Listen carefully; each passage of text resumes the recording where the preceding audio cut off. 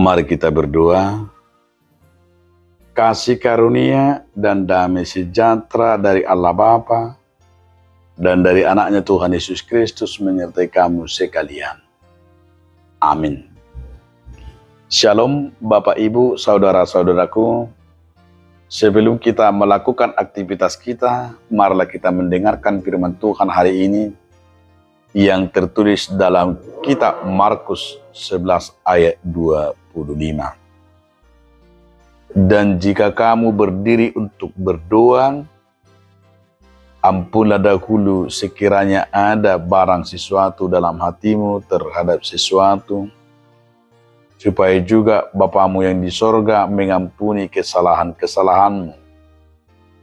Alai molo jongjo kamu martangiang sesesahamuma molo adong pakurangi ni rohamu dihalak anggiat di sesa nang amamuna na di badogi jangi salamuna. Demikian firman Tuhan. Saudaraku, judul renungan kita hari ini adalah doa dan pengampunan. Doa dan pengampunan itu tidak bisa terlepas.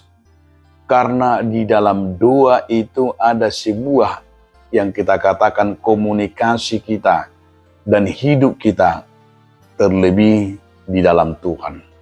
Maka doa yang diajarkan oleh Yesus kepada kita adalah doa yang hidup saling menerima, doa yang hidup saling mengaku, dan doa yang hidup saling mengampuni.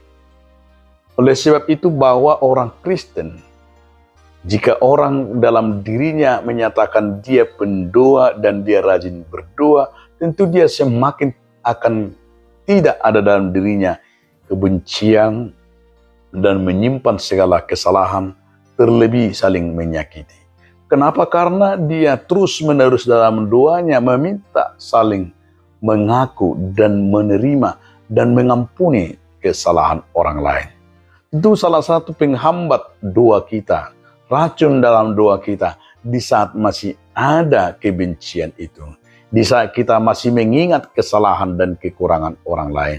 Di saat itu juga sebagai penghalang bahwa doa kita tidak saling diterima. Dan doa kita adalah tidak berkuasa.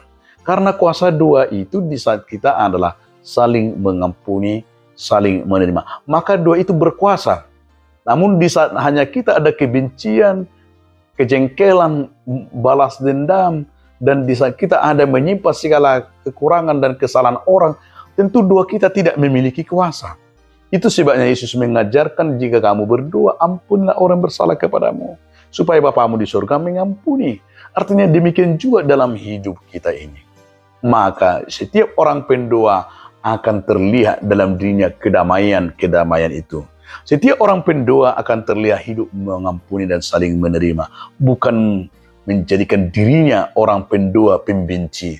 Tapi pendoa itu akan saling hidup, saling menerima, dan menunjukkan yaitu karakter Kristus dalam dirinya yang saling menerima dan mengampuni segala kesalahan orang.